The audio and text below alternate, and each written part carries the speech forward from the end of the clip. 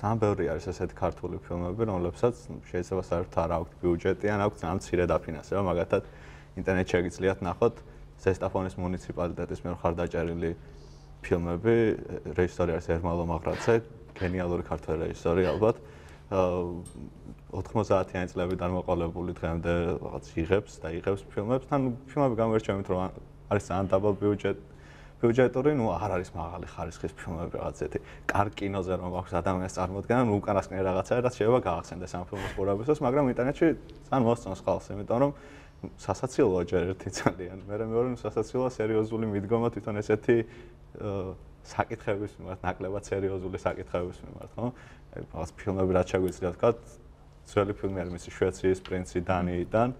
ძალიან მაგარი ფილმი, რამდენიმე ესეთი ეპიკ დიალოგი არის იმ ფილმში. მე არის ახლა გამოვიდა ბოლოს გზააბნეული, მგონი არც ერთ ქართულ ფილმს რაც ბოლო დროს გამოვიდა ესეთი აჟიოტაჟი წინასწარ არ ქონია რამდენიც ქონდა გზააბნეულის გამოსვლას, იმიტომ რომ ანუ ინტერნეტი უფრო კარგად იცნობს ერმალო მაღრაძეს ვიდრე რაღაც ისეთ ქართველ რეჟისორს, რომელიც შევარავი ფესტივალზე კი წარმატებას აღწევს, მაგრამ ნუ რაღაც უნდა ავხსნათ ალბათ 200,000 ვიუ ფიზიკურად ნებას ერმალო მაღრაძეს ყოველთვის აქვს.